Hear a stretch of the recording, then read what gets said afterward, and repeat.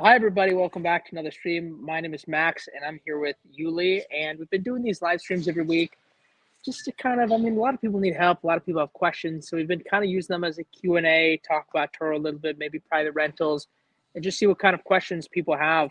I started in the car rental business about 2.5 years ago. We just moved into a new space. We have 23 cars. We just merged with another company that has about 160 here in Phoenix. So now our operation is about 185. And we're just kind of continually scaling. And then Yuli, if you want to introduce yourself. That's awesome. Congrats on that. I did tour a few years ago, but I started again, doing it about a little over a year and a half, maybe. And looking to hopefully start catching up to Max. I mean, now I'm never gonna catch up after this, but yeah, Exciting. hopefully looking to add some new cars soon. Yeah. What are you thinking about adding?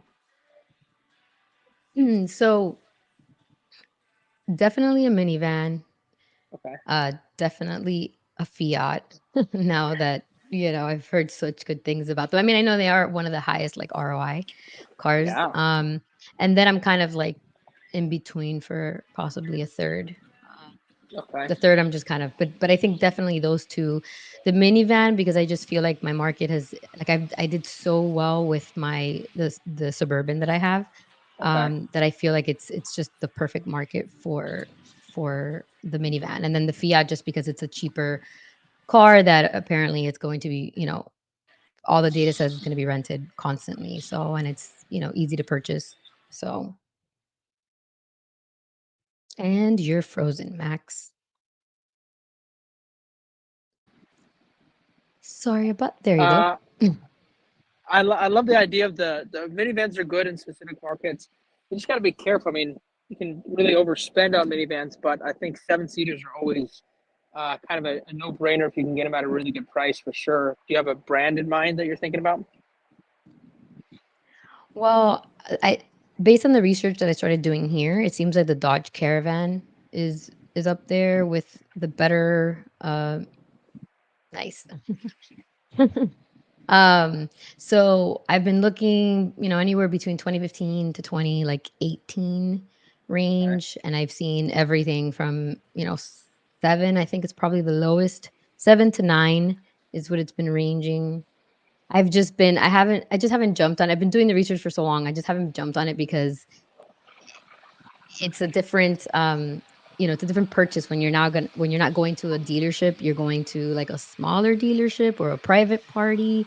And so it's a little scarier. So I've just been doing extra legwork that I'm ready to end soon, because but it is scary, Yeah. there's been a few that I've seen that look great, and then I just happened to go check the reviews on the dealerships, which I shouldn't do, because you know that you're always going to get those reviews when you're looking at smaller dealerships. Yeah. So But reviews do say a lot. I mean, in our business, we look at that for everything, like the body shop, windshield, mechanic. I mean, you have to look at that. I think that really says a lot about companies and kind of their value. no, yeah, you're right. I agree, because I look at reviews for everything, but I feel like with dealerships, I've yet to find. I mean, I could be wrong, I don't know, there may be tons out there, smaller, the smaller dealerships that you go to that have the weird banks that are just specifically there to help people that can't usually get, financing at the bigger dealerships. And I've just, like, read horror stories, and I don't know, there may be some good ones out there, and I guess I'll just have to take the risk, because it's either that or pay another, pay $3 or $4,000 more at like CarMax, and Why don't plus you these just years you're not really gonna find. Yeah, Hmm? why don't you just get funding like from a credit union and then go to private or auction? Yeah, well, hopefully ideally the next few cars will be auction, because I'll have a little bit more time to kind of like really, make sure I get that going, get it, done properly. But for now, I just wanted to kind of just as quickly as possible without having to worry too much that I'm going to pay, $70,000 and the car is going to die the next day. But I did actually start look. I have been looking at private as well. And the funny thing is that one of these minivans that I saw was on like Facebook Marketplace, And I even asked the lady, it was during December, and I even asked her, can I go tomorrow? And she's like, yeah, here's the address. I said, "Are you a private seller?" And she said, here's my address. And when I Googled the address, it was one of those dealerships. And when I started reading the reviews for the dealership, that's when I came across, like, I mean, things like they wouldn't let me test drive the car. I test drove the car, or I drove the car off the lot to go put gas, and it died on the way to gas. And then they wouldn't even pay for a tow truck. I mean, horror stories. So it's kind of scared me off a little bit. But I think if I just put a little bit more, just sit down, do a few hours of, like, okay, just really, like set myself a deadline, I'm sure I could find a place and just go with it. I mean, it's always going to be scary and things can come up, I know, but Yeah, as long as you're doing research beforehand, I think yeah, but yeah, you have to be careful with those dealerships for sure. yeah, we have a question here from Pierre, California. He says, "So are you guys buying these cars cash?" Well, I know I'm planning on buying these next 2, possibly 3, because they're cheaper. They're, under $8,000, under 10 for sure. And I'm debating whether to finance them anyway, just to not, eat so much into, because basically I'm using a loan that I got um a few months ago. And so I have the cash there to use it, but I'm trying to just kind of deciding what would be the best course What of was the action. But I know what's the loan for car specifically? no, it was just a personal loan that I Oh, got. okay. Yeah, and it wasn't for this, but I figure this is a good thing to use it for, bring in some money Yeah. instead of as an asset rather than a liability. So, but I do have the one other car I have is 2 other cars are, they're financed. One is mine, one is a relative's that we just added, and then the other one is the one that I purchased just for Turo, and that one's financed as well. I know, not ideal, but sometimes it's the only way you can get going, and then eventually, hopefully, just start, in the future. The ideal thing is doing what you do, Max, which is just going and buying cash from auctions. Yeah, well, and I think when you're starting, it's hard because either lack of funds or lack of credit. So a lot of people are stuck in this tough space. But I think you just get started any way you can, which is just be cash or finance, like find any possible. And then once you get to a level, I think the idea is co-hosting. Like if I were to choose between financing and co-hosting at my level, I'd probably, for the most part, prefer co-hosting. A lot less risk. You're not fighting depreciation, um, because that's something that people don't think about. So on the back end, they just lose a lot of money. But yeah, we're all cash right now, but probably won't last forever. What was the did you was it you that had an interview with a host that said that co-hosting that there's no money in co-hosting? Is that I'm honestly, Mhm. I probably made that video. I'm probably the one that I don't know if I interviewed anybody that said that. I could have, but I I'm was trying to against it remember for it. I was against it forever. I didn't like the idea. I thought you couldn't make as much money, and I thought I ran the numbers right. And then I've spoken to a ton of hosts since then that have real numbers for me. Um, and I mean, you can make good money for no risk. So, but you can't just jump into it in the beginning. I don't think gonna have to have some sort of proof or some sort of. I mean, I guess some people are gonna say, sure, like let's do it, but I think for the most part, you're gonna need some sort of proof or something to get started with co-hosting. Yeah, but then I still always wonder. I still am waiting to see, like, actual numbers, like you said, because if on average you're making $1,000 per car per month, then when you take the car payment and any expenses, any maintenance out of that, and then you split that 60/40, right? Like, what is the person here? I Well, mean, I guess you take the 60/40 on the gross. Like you don't take any expenses out and then do the 60/40. You take the $1,000 a month and then you take the 60/40. So you take $400 home, and then your cost would be like if you have a warehouse or an office space, if you have any admin or staff, that's where the cost would come in. But other than that, like you wouldn't be paying any payments or any costs in the cars, anything that is associated with the vehicle would be passed down to the owner. right, right. So I'm saying for the owner, like, what are Oh, they? keeping, at the end. I mean, I know, Well, so it kind of, when I've thought about it, it makes sense for those that are like trying to do it for tax purposes. yeah, They're like, yeah. hey, I have all this extra, tax liability that I can offset by buying, buying two cars or, to do this. But I'm really trying to see if it really truly like makes sense for somebody who just, wants to make a few bucks on the side, Mm, giving it to you to co-host. yeah.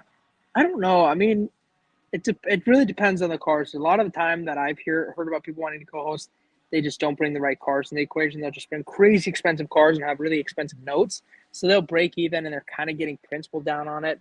But the problem is this depreciation on a lot of cars. So I'd say for majority of people, it's probably not beneficial.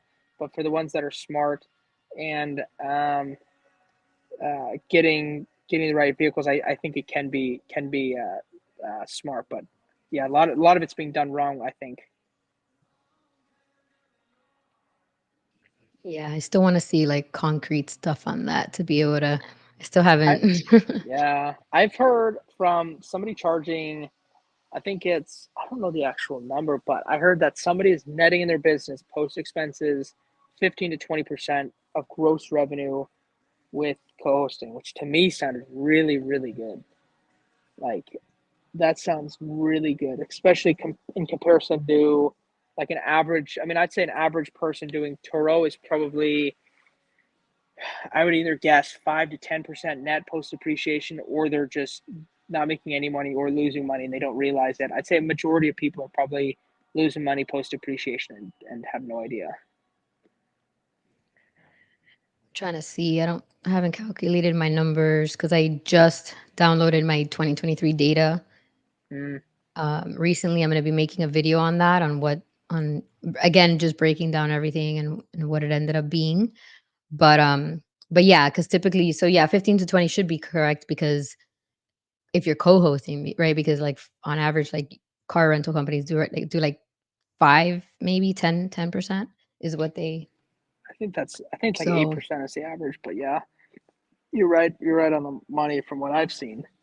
Which I mean, and they're different, and a lot of people try to follow that. They like buy brand new cars because they're trying to follow the new car business and the like big fleet experience. But the difference is like first off, they're not getting deals from the manufacturer, and second off, they're not doing private rentals, so they're losing like so much money by using apps like Turo, and they're playing a losing game right out of the gate. But yeah, that's a lot of people do that, like buy brand new cars and try to play it like Hertz Enterprise, but it's not well, like that. and I actually read recently that they also get all these like there's this loophole that allows all these car rental companies to not have to pay, I think it's sales tax on the cars that they're purchasing, which For actually sure, there's a current that makes sense. lawsuit.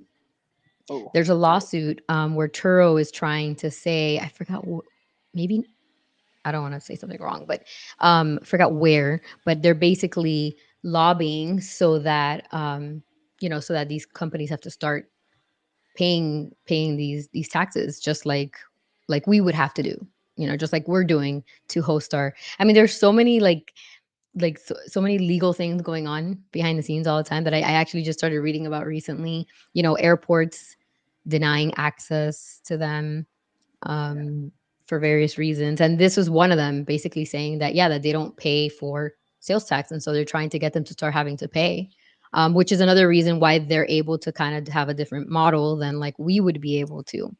Because, yeah, yeah, typically you don't want to buy a brand new car because the depreciation curve is, crazy for a new car. And you're basically eating most of the depreciation from most of the cars, right?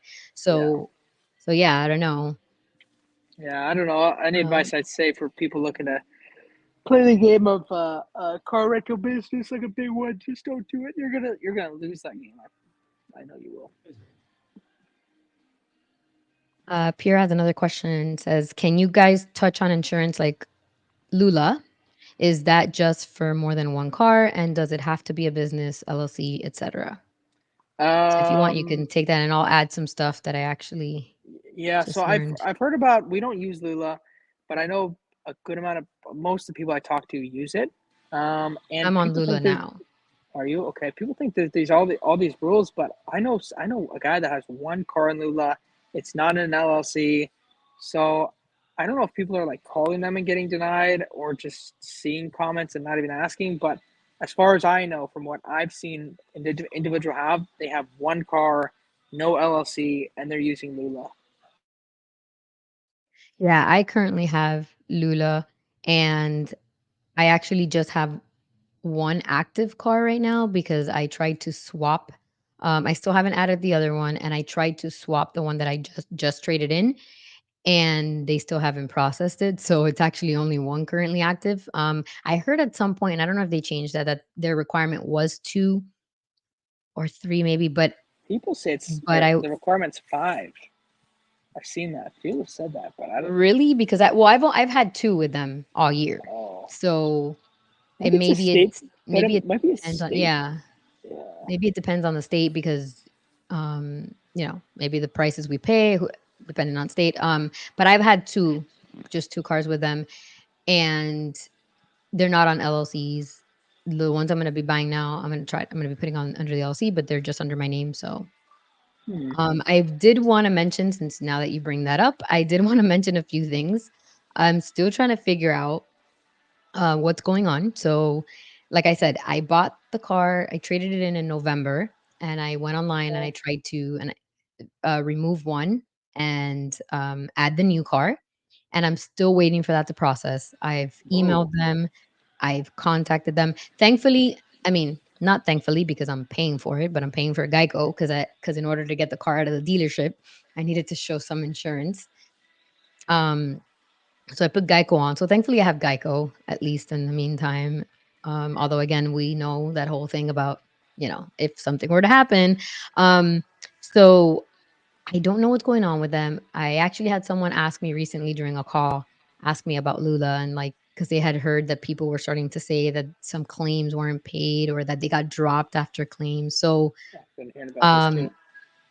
yeah, and so now with me trying to call, I've even tried to call your contact that you gave me, Yeah. uh, and the company directly a few times, and I have not gotten any response. I'm actually gonna be writing an Wow. email tomorrow because more importantly, I mean, obviously I need that car to be added because it needs coverage and it's just sitting there. It's been lingering in on the status is like requested. Um, but I recently got a notice, like just 2 days ago that like a pending suspension, license suspension, which I freaked out about, and I thought it was about this new car. And turns out it's the car that I've had with them since like last year, October. For some reason, apparently I don't know if they didn't file something that needed to go to the state or something, basically it's the state asking me to show proof that I have insurance for that Suburban. Otherwise, they're going to suspend my license in like 10 days. So that's we lost Max. But while he comes back on, I'll just keep mentioning. Yeah, so that's something that I'm looking into um, because that is pretty scary. I'm not sure what's going on. I mean, maybe they just had a glitch in their system. Maybe they just, they failed um, to send the notification to the state that they have to send. So I'll definitely uh, let's bring in Max back in here. Yeah, so I was just saying that I'll definitely keep everyone informed as to this whole Lula situation because that's pretty crazy that I'm getting a notice basically Yeah. saying that I don't have insurance on that car. Yeah. So, That's a little concerning. Yeah.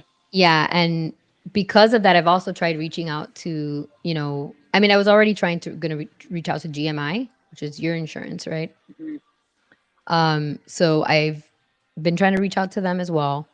But I did reach out and spoke to someone at ABI, which is the other insurance company, just like Lula and GMI. And I spoke to one of the representatives for a while. I got tons of information. So I'll probably be ready to maybe the next live stream, or I'll do like a quick video explaining kind of like what we went through, just because I had a lot of questions for him, just different scenarios. And this kind of goes into like what I had asked you the last time right before we ended the last live stream, which was, have you discussed with GMI? you did, and Yeah, what, and we got to figure is it the out. answer So, good? well, because you asked if we can do rideshare, right?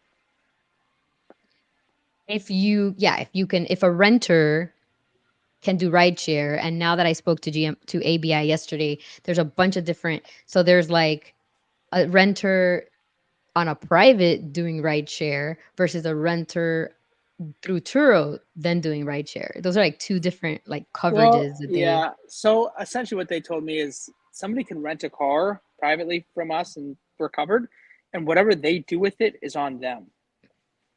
So meaning it's covered. But we actually just got our first rideshare car. Yeah, flip it.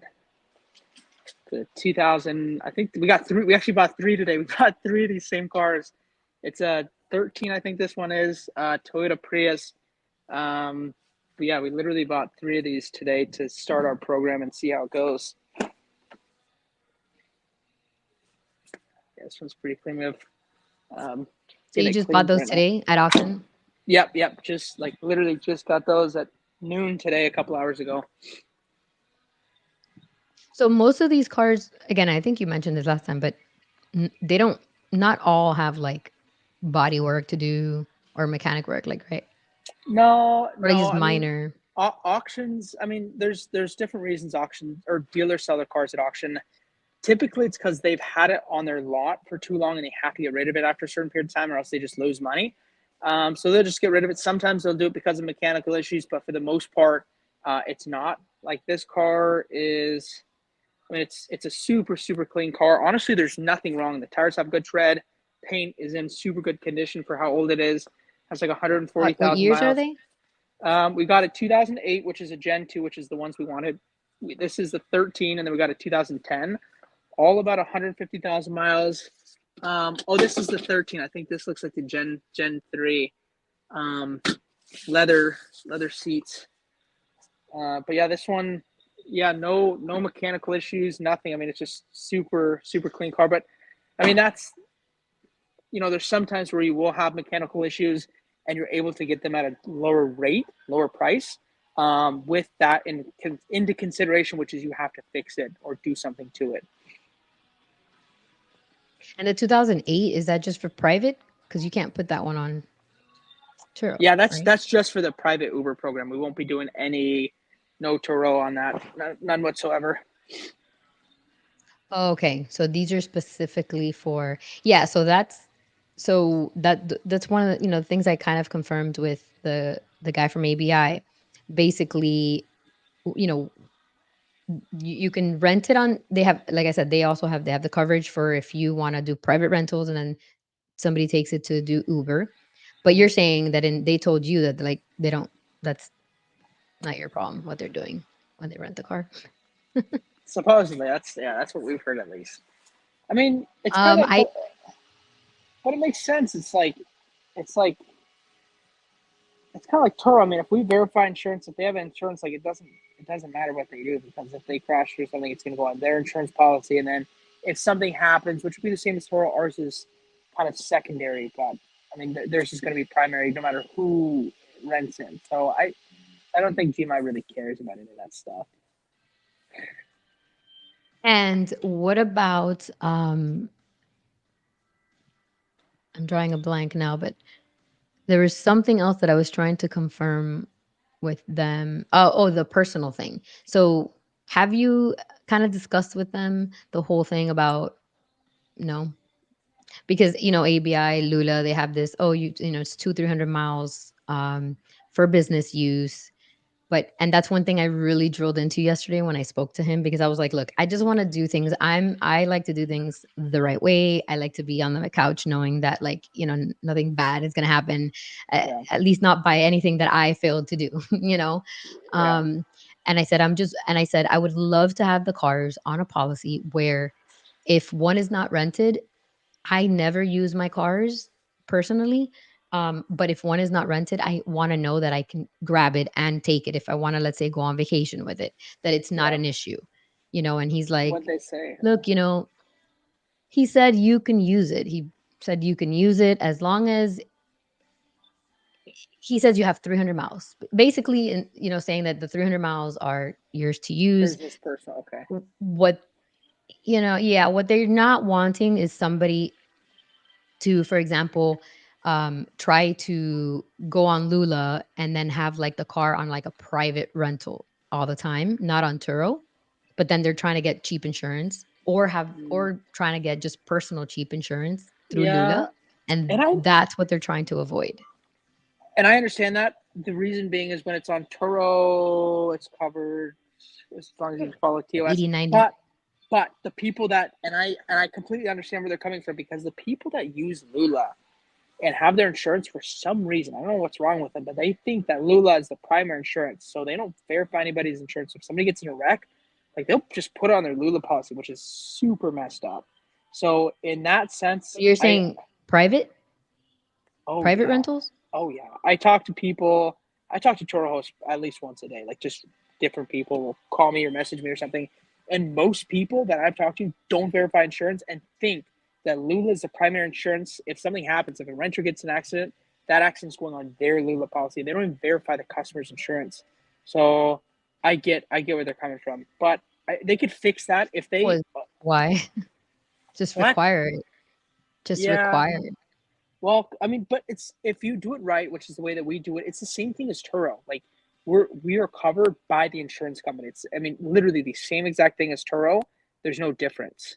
But when you do it like the way other people do it, which is completely wrong, I get it. There's way too much risk, and I wouldn't even rent them. Like that is just so risky and terrible. But when you verify insurance and that rental car is covered by the renter's insurance specifically, I think there's an exception there. I think that they should be doing that. They should be like training the people. I mean, at least have a couple of videos, because like I don't know, people just don't get it. They need to be verifying that insurance. Well, what you're saying though is separate because what you're saying is the period. So they have the period X, which is the one for Turo hosts. That is Mm-hmm. basically just to cover your car on the off rental period. Then the Yeah, period 0 is the one you're talking about, which is when you're going to do private rentals. it's Period the same X thing. only covers Turo. I know No, it's but the they're two same. separate policies though. No, You I understand. cannot. I understand. But it's because of what people are doing. If they verified insurance, it would be the same exact thing, because they'd be covered while they're out, and they'd be covered while you have it because they'd be covered by Lula. Through the But yeah, but obviously Lula doesn't do that. So Well, because we're for the period 0, they actually said that soon they're gonna have an integration where, um, what was I forgot what the requirement was. Basically, they're working on something to be able to offer you the period 0 without. So right now, if I wanted to join their period 0, they sent me the information because I basically have to like connect the API. I'm assuming like if I had HQ Rentals or some other, because what it is that they say that they have no way to, like with Turo, that's why they offer the period X, because with Turo they're able to verify, they connect, they see your mileage, whatever. But with private rentals, they have no way of knowing like if you if it's rented or not. And yeah. so they're working on this, on the way to be able to integrate so that they can clearly see what miles you're actually. So, Mm, but what's weird, and actually I just remember this part, you said that you're paying like I think you said it was like $180 or something. 105. 105. Wow. Well, what's weird is that I haven't calculated, but it seems like it seems like a ridiculous amount because what it is that they say that basically what you do is you have period X as your coverage for Turo, and then if it's a private rental, they charge you $15 to $22 a day,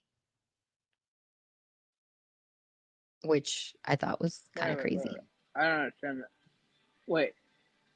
So if you have the plan where it's only supposed to be Turo and you rent it out privately, they charge you that much per day. So if you want, so you have period X, and let's say I say, well, I want to also rent my car. So my car's on Turo. Okay, so I pay in my case, I'm paying $79 a month for the period X insurance. That's going to cover me on when it's not on Turo.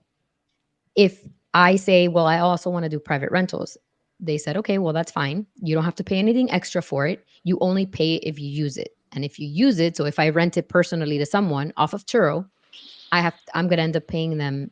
It's going to vary depending on certain things, but 15 to whatever the number is that they set will be my number, but it's going to be anywhere between 15 to $22 a day for that Scam. private rental. Scam. That's pretty crazy. Yeah, it's That's pretty stupid. high. Yeah, that sounds like a big old scam to me. I wouldn't touch that with a 6 foot pole. Yeah, that sounds terrible. I wouldn't touch that. Let's Yeah, I check don't out know. this comment. Let's bring up the I drove B-Rags. truck. It says, how do you feel about trucks on Turo? I have a I work just vehicle and my truck sits in my driveway and I feel like it could be an asset in the Turo game. I don't see any yeah, avail in my area. yeah. I did a video about this today.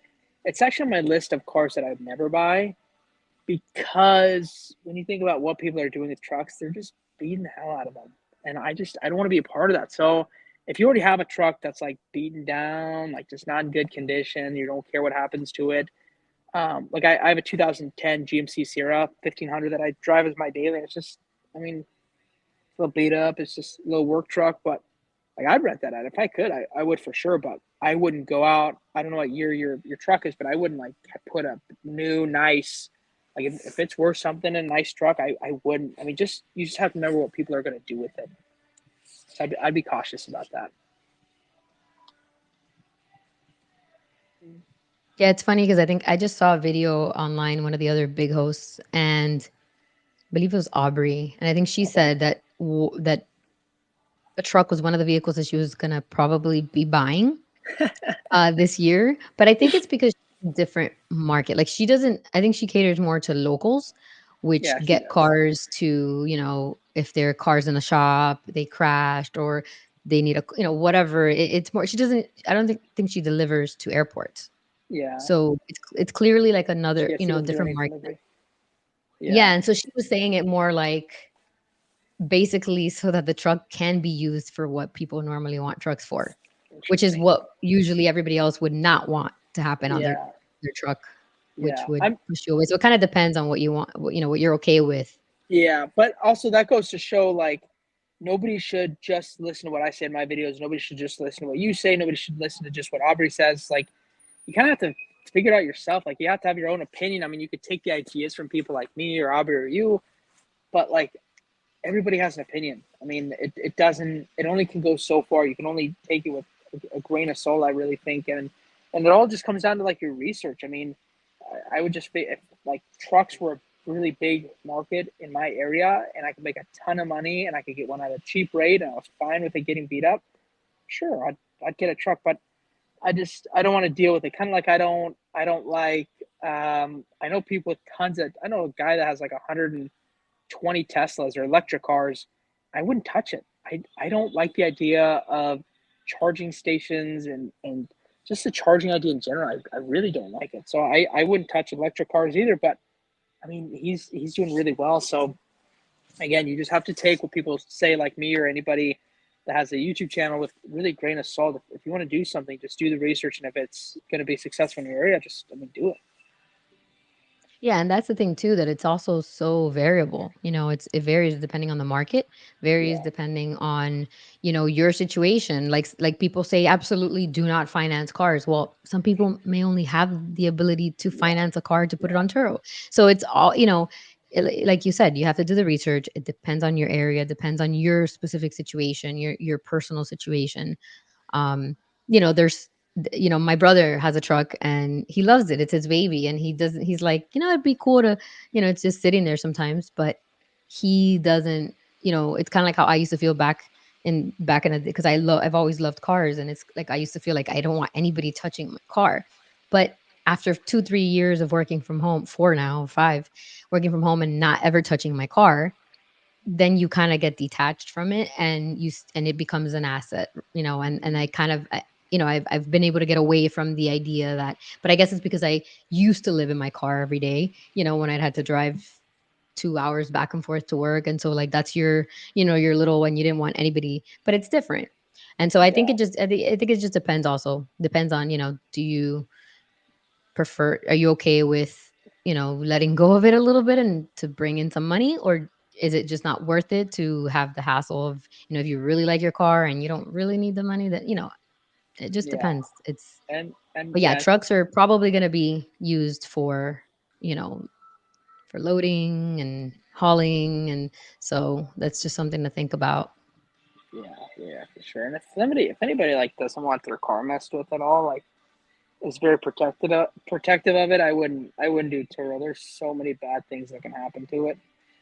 Not to scare anybody, but like I mean, people do some crazy stuff. Like I mean, the amount of cars we've had smoked in, the cars that we've gotten back that are just filthy, disgustingly dirty. It kind of changed you. Like at first, I was a little protective. I was like, I don't want any of my cars dirty. Like I just want to see them clean. I don't want them to get too beat up. And then at some point, I'm like there's nothing I can do. There's only so much I can protect my cars. So at some point, you kind of just gotta either let it go or not, or not do it. I mean, like any car. Yeah. Even a car like this.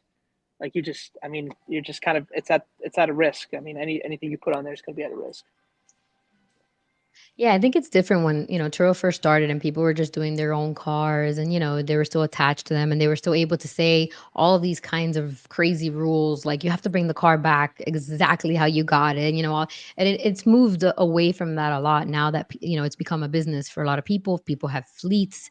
So it's a little different. You can't expect, you're supposed to be catering to the customer more than, trying to find a way to like get Yeah, back at them or get something from them from dirt, for dirtying your car. Like, for example, that I think I had one of my 32-day long trips. I was actually cleaning it myself yeah, and I like reached under the under the seat. And I think that's one of the ones I had like rented a car seat and I stuck my hand into what I think was like chocolate fudge or something, chocolate like pudding. And I was like, oh God. And, you know, yes, it's not supposed mhm, to come back with that. Yes, I probably could have like charged, hey, like, look, you had food under the seat. But I'm like, it was a 32-day trip. What am I gonna get? 50 bucks, 100 bucks, as opposed to possibly getting this person to rent my car again in the future. I'm just gonna piss off a customer, even though it's clearly their fault, But I just swept the thing, I cleaned it, I wiped it, and I was done in like 5 minutes. And then I could yeah, possibly get that customer to come back in the future. yeah, And those are the things yeah, you kind of have to like. I was looking yesterday because I was going to do a video coming up of like just the earnings for 2023, but also like a short as to like what's the highest earning. And it's funny because my highest earning trip was like $3,100, and that was the 54-day trip. Ooh, that's And crazy. I mean, and that's with a huge discount because you do the 30-day discount or whatever. Yeah, But discounts are those are the worth it. things that, yeah, yeah, I'd rather get 3K and it come to me than not to give the discount and it goes somewhere else. But Yeah, yeah, those are the kind of things like if I see something on that, I'm not gonna charge them. Like I would never, unless it's something, unless it's like a damaged leather seat, like a slit or something. But yeah, that have that's you ever really had like yeah. That's a really good point. I mean, I literally just had one last night. I had this renter. She's supposed to drop it off at I think 9:30 p.m. and she's been extending every single day. I think she just finished off a 9-day trip, and she's like, I just don't have the money right now. I'm gonna rebook it Friday. I just can't right now. And she brought it back at like 12:30, so it's like 3 hours late. And I could have charged her. I mean, I probably would have made only like 20 or 30 bucks, but then I'm like, I would rather have her come. And she took good care of the car, like came back in great condition, filled up and everything. So like, I'd rather have her come back and not charge her and have a good relationship. Because I mean, what if she wants to rent for 6 months straight, or what if she wants to rent for a year? And I've seen that. I've seen people doing that. We have a individual right now. They're on month three, probably about to go on four. So like, I mean, sometimes you just got to take little hits, but I mean, sacrifices that will make you more money. Calculated sacrifices. If you're just like doing that to everybody and somebody that's just like their first time in Arizona, they're never going to come back. Like, nah, probably don't do it to them. But somebody that's going to continually rent and be a good customer, yeah, I mean, absolutely. And that's a good rule. what do you do when so two things. When the trip ends, I'm guessing you at least review every trip, right? You don't like write Yeah. something, or do you actually Uh, write out? we I feel like typically that's just don't. We typically don't write out. If they're really really good guests, we'll write something, and if they're really really bad, we kind of have an interesting system that's probably different than most. And one of my buddies has a lot of cars told me about this, and I liked it. It's either a 5-star or a 1-star, because there's typically it's hard to have a gradient, but it's either they're like decent or good or just regular, or they're really bad. And the way I measure that is it's typically like if somebody brings it back and it's trashed and it's low on gas and just in general dirty, like just didn't take very good care of the car, that's probably closer to 1-star. If they smoked in it, for us, typically that's just like an automatic 1-star. But other than that, like, I mean, we give 5 stars, so we're pretty great, or pretty generous. But yeah, we have that gradient. Like, we don't do any 3 stars if we're not sure. Like, they're okay, but we're just like, there's been probably 2 times we haven't been sure. We won't even review them, but that's pretty rare. It's probably happened twice in like 1,200 or 1,100 trips or something like that. What do you select at the end when after you do the review and it tells you to give like if you want to give like that like a future Percentage. discount? Do you ever We just started doing that. Like yesterday, my brother called me. He's like, "Oh, we gotta start doing this." And I don't know, I don't know what it is, but I know that he talked about setting that up. So I think that is it. That is what we're doing moving forward. Do you do Yeah, that? they recommend like the recommendation that, Turo tells you there is 15%. And I don't know, I've just been putting 10 always because I'm like, it's giving them something, but it's also not like a huge thing because I Yeah, already give so many discounts in the front yeah. end, and I feel 10, like they had 10 a good seems fair. they all have a good experience, so 10 seems they'll fair. probably come back. Yeah, 10 seems really fair. I think that's a fair amount for sure. We have a question here from 901D Calloway. Says, what are the top Turo offers you use? Like the discounts for Spiffy or Bouncy? Mm. Well, since we had 23 and now more bouncies, I mean, we use that all day long, and they only give you 2 at a time. So I've like maxed out I have like 10 emails or something, and we've ordered them from all my emails, all my brothers. Like, we've used all those, but that's all we use is the bouncy, and the not anymore, but we used to do the inspection, like the virtual inspection. You set it up and they do it in like 5-10 minutes. Like that's legit. 15 or 20 bucks, maybe 25. Like, those 2 are the best things I think that I've seen. What do you use? Yeah, I did that virtual inspection one time. I Those thought it virtual was such a inspections are sweet. joke, but I think now they're gonna get a little stricter with that, I know, from what that's I what he read. said. That's what he said. I'm curious to see how that goes, or what they're going to do to make it more strict. Well, I read so one of the things was that they're going to require like a licensed, certified mechanic to sign off on certain things or They've something already like been that. doing that though. They already said that. It's on the paper, isn't it? On the inspection? But the inspection doesn't check for everything. Like it checks for I don't remember. I don't remember. I will be reading up on it again because I know I skimmed through this and I was like, wow, I saw some really strict things about battery lives, like Yeah.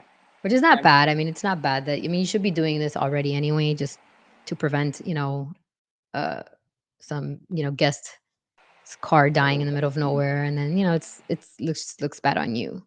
Turo's gonna resolve it by sending some other car, but it'll just end up being bad on you. Yeah, that's true. Another question. Erad says, appreciate guys, thanks. You're welcome. Let's bring up another. So Callaway says, is buying from a dealership worth it or should I try to hold out for an auction? I mean, well, you know more about dealership, but all I know is I've seen everything under the sun, and like you're gonna get, there's no question, you're gonna get your best deal from auction, like no matter what. So, well, unless you overbid for it, which is possible if you don't have somebody experienced doing it, or you're trying to do it with a dealer license. But you're gonna always get your best at a dealer auction. You're 9 out of 10 times, or private, that as well. Like, you can get really good deals from both. Yeah, I guess it just kind of goes back to what we were talking about earlier, which is, your financial situation. If you can go buy it cash, then your best bet would be buying at an auction. That's where you're probably gonna get it the cheapest, um, or like Max said, even private sometimes. But if you can't, and the only option you have is to go to a dealership, then, so it kinda just depends. Um, I think something to also consider is, you know, can you if you're trying to decide between, getting 3 cards versus 1 car, if you only have cash for 1, but if you go finance them, now you can get 2, 3, 4, then that's something to consider as well. Yeah, that's true. I mean, at the end of the day, it's just like how much can you net? How much can you net with finance cars versus paying in cash? I mean, that's what I'd worry about post depreciation. Like that's, I mean, at the end of the day, that's all that matters. So, I mean, if you can get a better deal Exactly.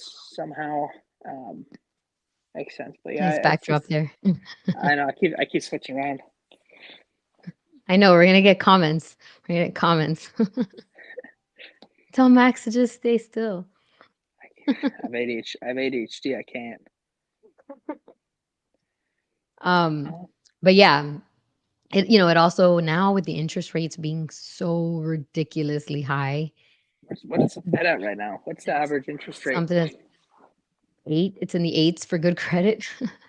Ooh, I would probably 7s because I've seen like when like I just did mine, but so to give you an idea, 2 cars ago, my rate was 0.95, and then this car was granted. I think that one, I don't know if that one was considered a new car, like my personal car. But now when I traded it in, I got like I want to say like 8, but it's because I made it such a long term because all I care about right now is lower payment every month so that I could, so it could help me um just cash flow more now. And yeah, then eventually I'll probably get to a point where, I just run the numbers and mathematically I get to a point where okay, I want to get rid of some of this interest. Because the interest that you're going to pay it now, you're going to pay it, and so obviously the shorter term, the less interest you're going to pay, but the longer term, the more cash you have now to do other things with, maybe buy another car quicker. That's going to then bring in more revenue. So it's just, you kind of just have to run all these numbers and see what it is you want to do yeah, and what helps you with what it is you want to do at the moment. If you're not planning on adding any more cars, bringing any more revenue, then yeah, maybe try to lower your interest rate because in the long run, you're going to be paying so much more interest. The longer the term, and if just financing from dealerships, it's true. but yeah, it just kind of depends on Mm, your situation, and then run the numbers. yeah, just from the numbers for sure. We have a question here. Stefan says resources on breakdown for insurance setup on private rentals. I don't even know what that means, honestly. On breakdown for insurance setup Yeah, what are private you what are rentals. you referring to? Because we don't. I mean, um, yeah, I don't Can you give us a know. little bit more? Like, Yeah, more info for sure. are you I saying gotta look just into it too. on breakdown for insurance setup on private rentals? I have Yeah, to I check out the guess cost. stuff we've been talking about. Where do you go? GM. Maybe. If you if you can give us a little bit more detail so we don't ramble on about something that maybe it's not what you're asking about. We're Yeah, gonna go real quick to the next one and then we'll come back if you add some more details. 901D Calloway says, about to do taxes for the first time. Interested to see what my actual profit is after. I made 33K on Turo as a side gig on my first year. Is that just one car?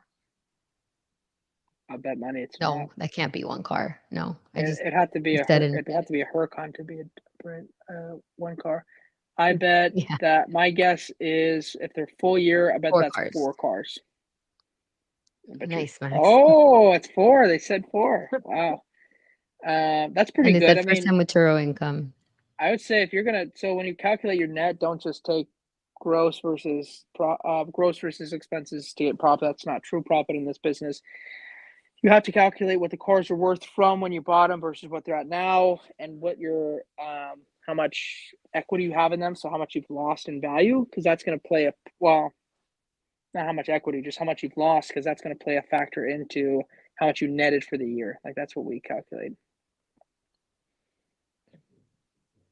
Yeah, I mean, because there's profit, like, there's profit before you, so there's gross profit before you take operating expenses. Then there's your profit after the operating, then there's profit after your depreciation, and then there's profit after your taxes. And so Yeah, it kind of depends at what level.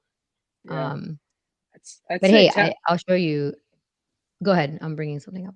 okay. I'd say, I mean, taxes. I mean, the only thing that I really care about is post depreciation, revenue versus cost versus depreciation.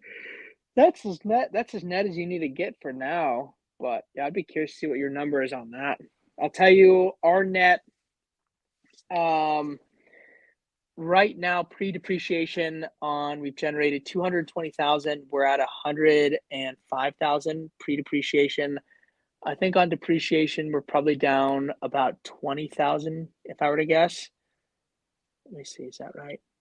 Yeah, probably about 20,000. So we're probably up 85 post depreciation for the year, I'd guess, give or take. But you got, yeah, I'm definitely looking at it because some people are going to be negative, some people are going to be a wash. I mean, so what do you got to show us? Just actually pulled it earlier, and so this is on one car. Let me see if I have the right one. Is it like a And I full? Is it a blurred it full out. revenue? Is it a full revenue breakdown? No, this is just the Turo screenshot. Um, Oh, okay. let's see if I can.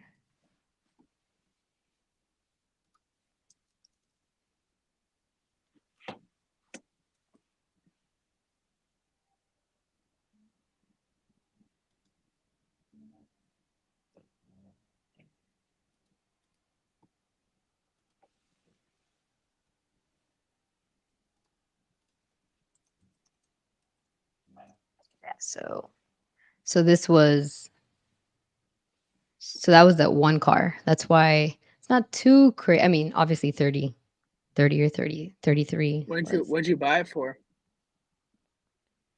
Um, so I bought it at a dealership. So it wasn't ideal, but I bought it for 40. It was 39-ish. Okay, I've heard of worse. That's honestly the revenue wise, that's pretty decent for sure. That's pretty good. Let's see. I wonder what our top is. That's your Yeah, top it's performing, I'm been sure. yeah, that's the one that I purchased just for, and then the rest of the year I really didn't have another one. I took off my other one. I just added it on, and now I just added another car. Mm, I stopped sharing. let me see. I wonder what our top is. So we did on Turo. We did 141,000. Our cars are tough because we added a lot recently.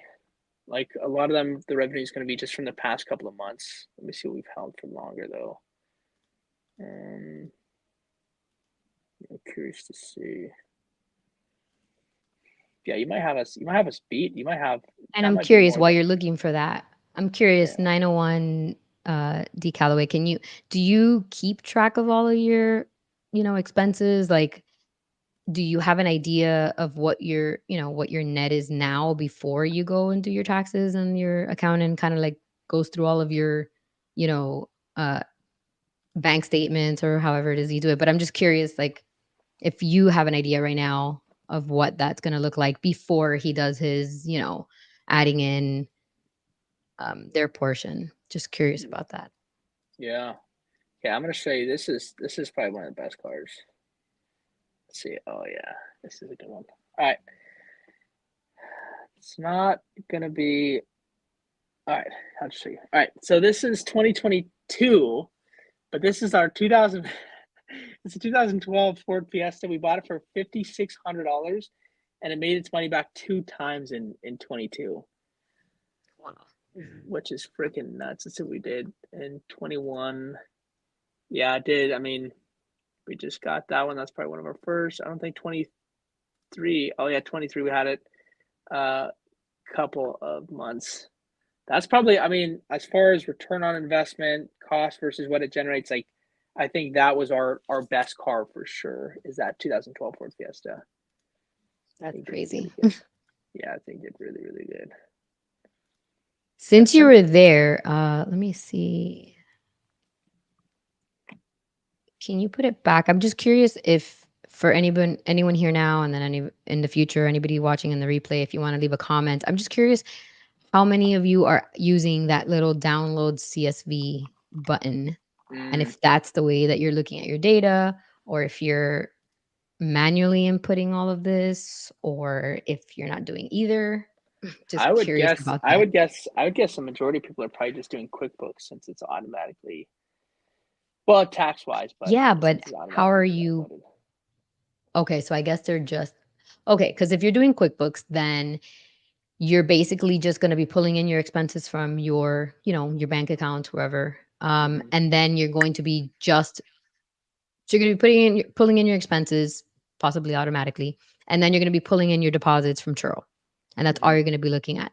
Mm-hmm. But if you use that CSV, you're going to be able to download your data by, you're going to be able to see the breakdown. You're going to be able to see things like what was my longest trip, what's my average trip length, things that are going to help you make some decisions. Like I just downloaded mine yesterday for 2023 again, and I Yeah. started like just looking at some of like um just mileage and things, things that you wouldn't be able to. How much did I spend on extras? Mm. Is this working? Is that not working? So I'm just curious, like who's doing that already. And I think that, and especially because I think that Turo, like I think it was earlier in the year that I want to say made it a little bit more detailed. I don't think they had it like that before, if they had it at all. Where now Yeah. it gives you the entire breakdown of how much, like for example, how much I did mine yesterday, and I was able to see. I just did a quick calculation to see how much different the fees would have been. The Turo fees would have been on different Turo plans, and basically just confirmed that I definitely will be staying on the 90/10 plan, because Mm-hmm. just to give you an idea, I spent like 2,000, it was like 2,000 something in Turo fees for that one car. And had I been on the more expensive, it would have been $8,000 for Turo. So I would have paid Turo $6,000 more in fees had I been on the expensive. That's post. That's post like expenses, like getting your car fixed and stuff. Any damages or Oh anything? no, this is revenue, just looking at revenue. Well, I didn't have any Oh. claims. So like Oh. just Well. Yeah. Yeah. That's something to factor though for sure. Like even if you have one claim, like that's gonna change a well, no, lot. that's what I'm saying. But it's Yeah. like, okay, would I rather have paid 2,500 just in case if I got a claim, and keep an additional Yeah. 6,000, because it's Yeah. an additional 6,000. Maybe that'll help you go into like maybe not the 60 plan, but maybe you'll say, oh, maybe a 75 plan works better for me, or the 80 as opposed to the 90. Mm. Um, but yeah, definitely that's something to, let's see, let's bring up. So Stefan, and I hope I'm saying that right, says taking one step back. If someone has a personal vehicle, how do they get into private rentals? Do they need to restructure to have a business, or can you jump straight in? I mean, you can jump straight in. You just have to have kind of the base setup. So you have to like have insurance. You have to have like contracts. You have to have, or you should have a website, a backend software, which you don't need if you're just gonna have one car, I guess. Systems, I guess, which is kind of you build as you go. That's it. I mean, that's really it. As long as you have your insurance, your I don't contract, do and your private rentals, but I would think, just from from an outside perspective, that one thing to probably think about is that if you only have one car, you can, run into a situation where like something happens with the car, and now the person's stranded, and you need to give him another car, and you only have one car, as opposed to like Max's situation, where you'd probably be upgrading them, for the inconvenience, to another car that you have available. So I think that would be the yeah, one thing that would probably, if I was doing it, it would scare me, because if you're on Turo could, and I only have one car, Turo would find them another car right away. But if you're yeah. doing Yeah. private, Don't. I mean, any idea can stop you from doing things. The only mistake, I think, the biggest mistake that we made when we were starting with Turo is I wish we would have started with private as well. Because if we would have started with private, we probably would be full private right now. But the things that we would have built out for this, like the system we have built out for it, would be like probably amazing. So I don't care how many cars you have, I just start private. I mean, even if you just build a website, and even if you just build a website, a Google My Business page, have a contract, and then have like a backend link to connect, like you have your Turo cars that link it to Turo from your website, like that's a decent start. But yeah, again, if I were to start over, I would have absolutely started with private 100%. Well, how would you handle that? Like if you were to start right now with the one car, how would you?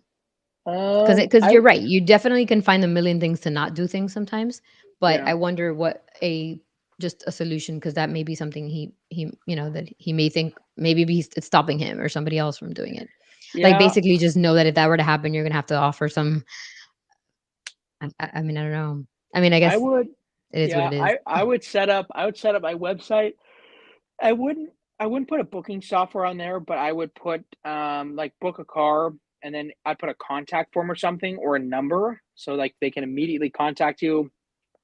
When they call you, I would just give them the pricing. For private, you have to have a TPT license. You have to go to the government with your EIN or your business stuff and get a TPT license. Not every state has this, but most do. But it allows you to charge insurance or taxes to people, because you have to charge taxes.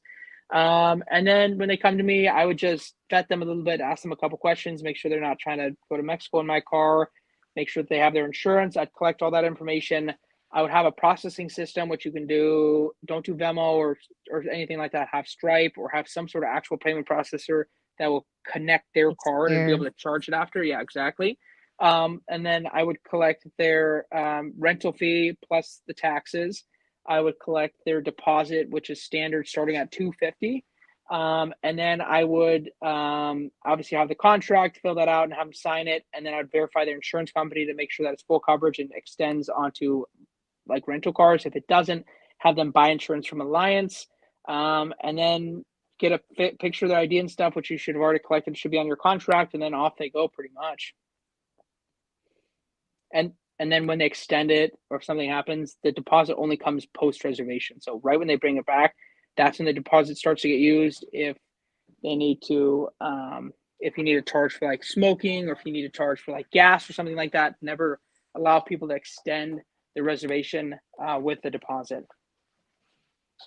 So yeah, so they're probably going to have to answer their question. Then based on what you said, they will have to restructure as a business. They're going to have to set up a business. They're going to have to get an Well, if they have EIN an number, LLC, because well, I yeah, if they have an believe in order. LLC though, they're fine.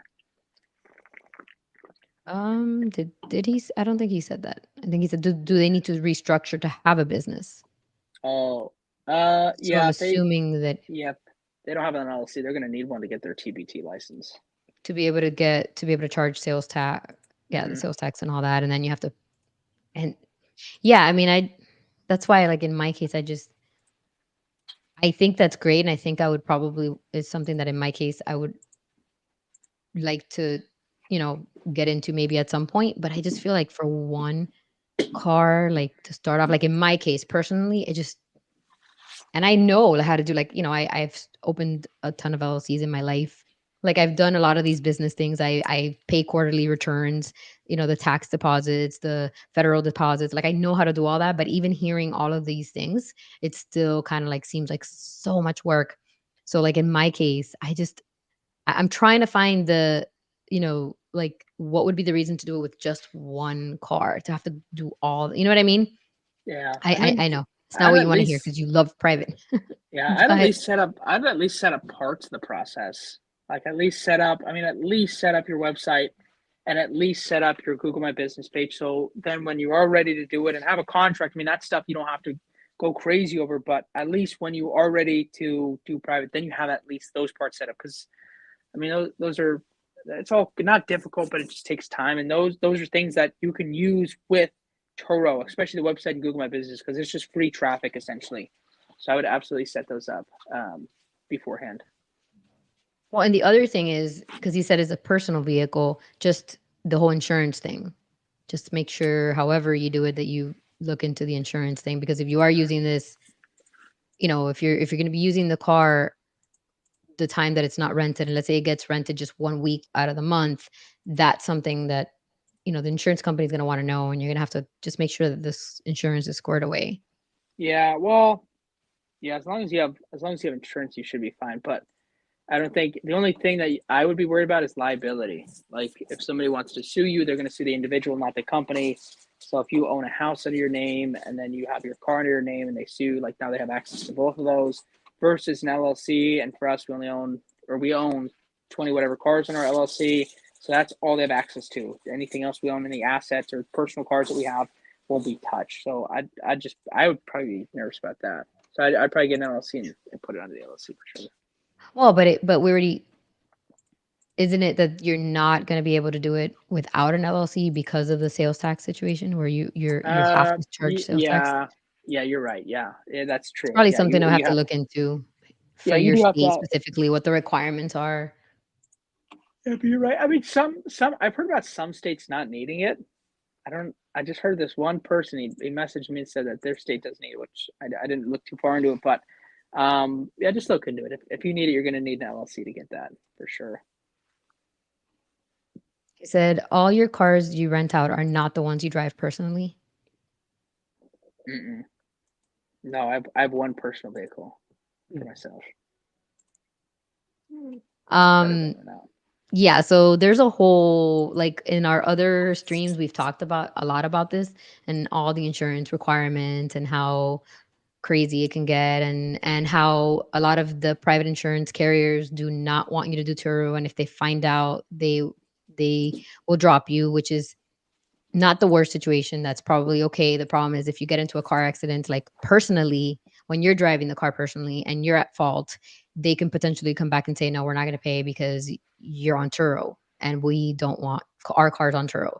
And they could just void your policy. So that's the thing with the whole driving it personally, that you want to just, I have a video on insurance, and I think Max also has a video on insurance. And then during our live streams, we've talked a lot about it. Just make sure that that's the one big thing, because that's one thing that you can get into a real, like, big trouble on if you're not, if Yeah, if nothing happens, you're fine. But if the moment something happens and you need cover, you need a claim to be paid, then that's when it could become a real big thing. So just make sure that that part is really, like, squared away. yeah, yeah, absolutely. That's important. That's all I have time for tonight. But I appreciate everybody joining. I appreciate all the support. Definitely check out Yuli's channel. And everybody that's watching mine, I appreciate the support and continue watching if you want to learn stuff. Yeah, Yuli, do you have anything to say before you end this? Yeah, no, thanks. And sorry, guys. Maybe we can, definitely, these comments that are on here now, we can, we'll get to them the next time. We'll be able to save them, and so we'll bring them up first.